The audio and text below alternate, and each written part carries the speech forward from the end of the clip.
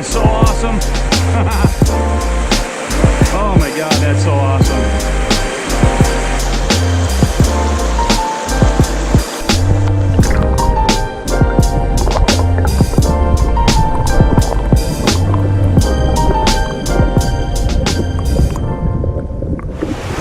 Hey everybody, thanks for joining White Dog Outdoors. I'm Brian Spinner. Today we're going to be going through how to find a brook trout stream, how to prepare for fishing the brook trout stream, and then when you're there, how you're going to attack it, how you're actually going to fish that stream. First of all, we need to know areas that are going to be good to go to. So, you know, in the Northeast anyway, anything with mountains. So, you know, in New York, I'm based out of New York, the Adirondacks, the Catskills, we're close to Vermont. I'm actually in Vermont today. So the Green Mountains, New Hampshire, Maine, you know, the southern states, anywhere in the Appalachians, all those places you're looking for small streams coming out of mountains, basically. And you're looking for elevation change. So when you're looking at maps or anything like that, you're looking for, you know, if there's a stream in a low-lying area, it may or may not hold fish. But if you've got a stream with elevation change, that really oftentimes makes it a better stream for some of these trout. So I would start with doing a little bit of research. You know, go to your natural resources sites. You know, find out the areas anyway where they're saying that there are brook trout or other wild trout that you want to target. And just start in those areas anyway. I find actually that the streams that are not published in any of the natural resources sites are actually by far the better streams. I don't know if it's because people don't know about them, because they're not published anywhere. It's also the reason I don't really talk stream names when I'm out. I want to protect the fisheries as much as possible, and honestly I think it's something that you earn. You know, it's something that if you go out and you find that stream, that's something you've earned and something that you get to enjoy, and something maybe you share with your close friends, but not everybody. Alright, so now these streams, again, I said that, you know, we're looking for streams a lot of times that come out of the mountains. And what I'm looking for is elevation change a lot of times. So I'll pick a stream and looking at a topographical map, if it's in a low-lying area, I'm probably not going to really target that stream. I'm looking for something that's going to be between two mountains or two hills, and it's got like a little valley coming down. And that stream is basically going to meander on down through there. And I'm looking for elevation change because the elevation creates downward force, right? So as the water comes over, it's creating little plunge pools and pockets, and those are all places that hold native fish.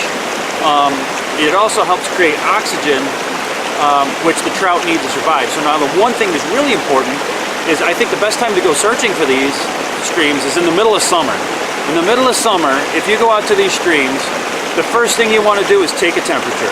If the stream is below 65 degrees, then it's a good likelihood that you might be holding some fish. If it's above 65 degrees, you know, upper 60s, even into 70, probably not going to hold the fish. Or if there are fish, they're going to be stressed. The streams that maintain a temperature throughout the year of 65 degrees or less are really the streams that are going to have the best habitat for trout. So start with the stream temperature. When I walked into this stream today, I put my foot in the stream and it just about took my breath away. We are probably 60 degrees or maybe even a little bit less on this particular stream. That's exactly what I'm looking for. Alright, so let's say we've got a stream in mind, and you're at the stream. There's a couple of things I think you need to do to prepare. Do not come out here in sneakers. You really need to have really good footwear to be able to go on these streams. Even with good footwear, I have taken some pretty good falls. And, you know, a lot of these streams, you're in the middle of nowhere. You're in pretty remote places. There's not a lot of roads and certainly not a lot of people for people to come rescue you. So having really good footwear is really important. And these, I'm not talking hiking boots. I'm talking water, right? So wading boots. I use wading boots that have a really good grip on them. If I use water shoes, I want something that's got the little ridges in them that really helps grip the slippery rocks. If you're worried about, you know, falling or anything like that, maybe you bring a wading staff. I don't bring a wading staff because it gets in my way on the small streams. But maybe, you know, it's better safe than sorry. If you're a little bit older, if you're not quite as agile, there's some risk in this. So bring a wading staff if you have any concerns about that. You know, another thing in terms of safety is make sure somebody knows where you're going. Today I sent my wife a little pin drop on the map that said, this is where I'm parking, this is the stream I'm fishing, I'm going upstream. If I'm not back, come looking for me, right? Because again, you take these falls, you can hit your head on a rock. I'm pretty careful. I have taken some seriously bad falls where it's taken me a good 5 minutes to be able to get myself back up because I hurt so bad. So don't take this lightly. Take it seriously. Make sure somebody knows where you're going. All right, so once you got your footwear, what else should you be wearing? First of all, I never fish a wild trout stream without long pants and long sleeves. I'm looking for lightweight, quick dry materials that are breathable, because a lot of times I'm doing this in the summer. It's nice because when you're stepping into 60-degree water, it helps kind of keep you cool on an 85-degree day.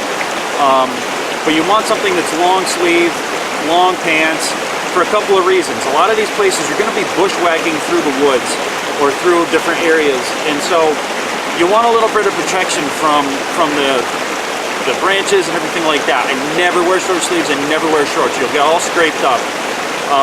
The other thing is, I want long sleeves and long pants for bug protection. So a lot of times there's, you know, mosquitoes or black flies or deer flies or whatever.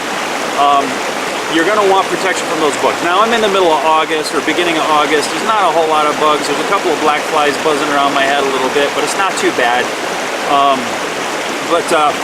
You know, I would, in the spring, a lot of times I'll wear a buff, which covers your face, covers your neck. I actually have this shirt from Free Fly. I can pull this up and over my head, and it zips basically, it hugs tight to my neck. It's got little sleeve thumb holes. I can put my hands through here, keep the bugs off my hands as much as possible. Not only that, but it helps protect against ticks. So a lot of these places that you're going to be going, they do have ticks. In fact, the last time I was out on a Vermont Brook Trout Stream, I did a lot of walking through the woods, and when I got home, I found a tick embedded in my arm. So another safety thing, make sure you're always doing a tick check when you're coming out of the woods. Now in terms of clothing, not for safety or anything like that, but you want to hide yourself from the fish. So wear natural colors. So I've got just like a sage green, and I got a khaki colored pants. You want something that's natural colors, greens and browns. That way the fish are not going to see you as easily. Don't go out there wearing blaze orange unless it's hunting season, you know, or red or whatever. These are colors that the fish are going to see more easily. You want to try to blend in and keep a low profile so the fish don't see you. All right, now you're at the stream, you're all prepared, you got your clothing, you got your whatever you're going to fish with. A lot of these fish are generally pretty small. I use, talk about bugs. I use a fairly light fly rod for the most case. I use a 7.5 foot. It's a 4-weight, but it's a full flex. It's very whippy. You can see it behind me. It really whips a lot, really easily. It's a full flex all the way down right into the handle. I love it for brook trout. If you're fly fishing, generally a smallish, lightweight fly rod is good. If you're spin fishing, you know, something small and lightweight there as well. When I show up to a stream, I'm basically, when I'm looking for brook trout, I'm gonna go dry fly almost all the time. If the water's up, it might not be so good, but in typical summer flows, if the fish are there and you throw a dry fly, man, they're gonna hit it. They're not gonna look at it and say, well, I don't know if I should eat that. These fish are small stream fish. If they want to survive, they've got to eat to survive. And there's not a lot of food. They have to take advantage of it when it comes by. So you want your dry fly to be something that you can see, something that the fish can see. You know, I'll show you a couple of different flies that I typically use. Just wanted to give you guys a sampling of the flies that I really like to use when I'm brook trout fishing. Again, you know, I use mostly dry flies when I'm fishing, so almost every single one of these flies is a dry fly. I specifically mentioned before that I like tying these caddis style flies with a little bit of foam. So these two are caddis style flies. They're an elk hair caddis. They have yellow foam underneath, and this one has like a little pink indicator tied onto it. I like using the lighter colored elk hair for it. It's a little rougher. It's a much brighter color. It shows up a lot better on the river than the darker deer hair. So I really like those style flies. They're easy to tie. They float really well because of the foam, and they don't get waterlogged as easy, so I really like those flies. Some other flies I like are stimulator style flies. These again have a lot of deer hair on them, so I like them. They also have kind of like the hopper clink hammer style hook that hangs further toward the back, so your hookups, even the hook is still kind of small, but it's longer, so it's more toward the tail. Your hookups are pretty good on these flies. Some typical ones that a lot of people use, people love Royal Coachman, some humpies. I don't have a humpy here now, but you know, these are good flies to use. They do tend to get a little more waterlogged. Any Catskill style dry fly will work, but it will get waterlogged super easy. You're fishing sometimes turbulent water, and I want something that's going to float nice and high, maybe represent a moth or a caddis or something like that. So I don't really use the Coachmans that much. I usually use these caddis style hooks. These are some that one of our white dog guides tied. These are sort of like stimulators, but they have little rubber legs on them. The last time I used one of these guys, my God, the fish were absolutely killing them. That extra little bit of the legs on the water, I think, really distinguishes it as a bug or something that they want to eat versus, you know, a piece of a leaf or something else floating in the water. I got a higher percentage of hits for sure when I started using these guys. We have a little bit of foam tied into the body on these guys to help them float, and again, I like the lighter color. Actually, I wish this wing was a little bit thicker to help them float. They're a little bit heavier, so they don't float quite as well. And then this here is basically, it's kind of like a little beetle. It's got a lot of foam in it, again, in the legs, so these work really well as well. You know, I don't always use dry fly. Sometimes I do swing streamers. So when the water's higher, like I said, a lot of times I'll use streamers. I have come up with my own little streamer pattern that I really like. It's basically a slump buster, but the way that this is tied, the hook is way back here. It's almost tied like a Sculptzilla, where you tie it on a shank and you cut off the hook here. And this is a little red squirrel rabbit strip that's dyed like an olive color, a little bit of color underneath, and then a cone head to get the weight that you need to get it down. But that hook being so far back on this fly is phenomenal. My hookup percentages is really high on this. Plus the shank of the hook isn't long. This piece of the hook actually moves quite a bit really easily. So when a fish gets hooked up, there's no long shank working back and forth and trying to provide a lot of leverage to get that fish unhooked. So once they're hooked, they don't come off. So anyway, these are a lot of the flies that I really like the most. I fill my box with these. Again, you don't need a lot when it comes to the dry fly. Something you can see. It's why I like these light colors. Something you can see, something that's going to float well. I can use this fly all day long as it doesn't start coming apart on me. And when you're dry fly fishing, you're going to work your way upstream, okay? If you're above the fish, they're going to see you and they're going to spook out, because most of these streams are very small. The stream I have behind me is actually a slightly bigger stream than I typically fish for brook trout. So these streams are small, they're shallow. You know, when the water's calm and flat like it is behind me, you got to take a low profile, squat down, stay behind the fish, make delicate casts. When the water's a little bit more pocket water and more churned up a little bit, then you don't have to hide quite as much in that, but I still work my way upstream. I stay behind the fish and I cast ahead of the fish so that the food comes down to them. And that can be incredibly successful fishing. You know, as long as you're staying behind them, they usually don't see you. Unless you're making a ton of noise sloshing around the rocks. But stay behind the fish, cast up to them, throw dry fly.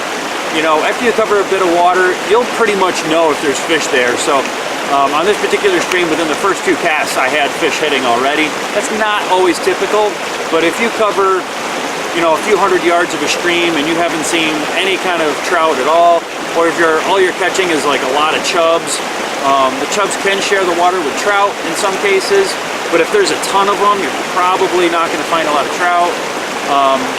But anyway, work your way upstream, cast to those fish. The fish are always going to be facing upstream into the flow of the stream. They're going to be in the spots where they have to, you know, put out the least amount of energy. The food is going to come to them, but they're protected. So you're going to look for deeper areas or edges of rocks or anywhere where there's cover. someplace where, you know, a bird or whatever that's going to be after them isn't going to see them, or they're going to be protected from them, and they don't have to expel a lot of energy, and the food's going to come to them. Those are your primary places that you're looking for. And then when you've got a particular spot that you're fishing, there may be a lot of good water ahead of you. Don't go right up to the head of the pool and start fishing that.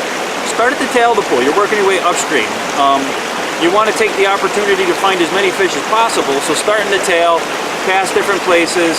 You know, it doesn't take long. Don't make more than 2 or 3 casts to a particular area. If the fish are there, they're going to hit quick, and then keep moving. But start at the tail, move your way up the pool or the run or wherever you are. And you know, maybe a lot of times they are going to be at the head of the pool, that's fine, but you don't want to burn that tail of the pool just to get to the head of the pool, because you might be losing the opportunity of finding more fish. Now, if the water's high, maybe you don't want to fish dry flies. A lot of times when the water's high, it's hard for the fish to see what's on top. They may be hanging low, keeping under the current. So you might want to nymph or throw streamers. Today in particular, the water is up a little bit higher, so in some of the areas, I went through with the dry fly, caught a couple of fish, went back through with the streamer, and I got some really nice fish that way. So when you're streamer fishing, yeah, it's okay to be above the fish. Keep a low profile. Cast across, let it swing across, and you're basically looking to feel a tug. You're not going to see a whole lot, maybe you'll see a flash, but you'll feel a tug to set the hook lightly. Speaking of setting the hook, be careful when you're out here setting the hook on these fish. These fish are small for the most part. If you're setting the hook and really taking it back, you're going to pull these fish right out of the water.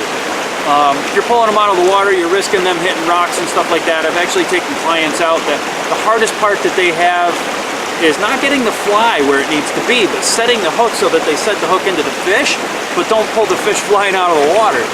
You also don't want to take it up too fast to take the fly away from the fish. So learning to set the hook on these guys is a little tricky. Just wait, a second, half a second, do a quick little snap, but don't take it far back. You take it far back, that fish is going to come flying out of the water. He's probably going to hit the rocks behind you. I've had clients actually kill fish accidentally by doing that. So just a quick snap to tighten that line up, set the hook in there, and then just keep a tight line and get those fish into you.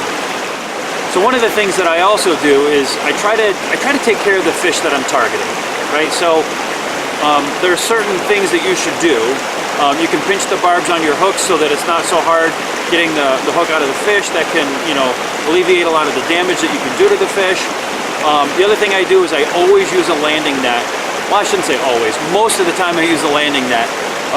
If I want to get a picture of a fish, I net the fish, and I keep the fish under the water. So once they're in the net, let them, if they fought for a little while, usually brook trout don't fight for too long here before you get them in, but some of the larger ones you do. Keep them in the water, in the net, let them revive a little bit, get the hook out, get your picture, and that fish shouldn't be out of the water for more than a few seconds at a time. Also, don't squeeze the fish. These guys are going to flop around, right?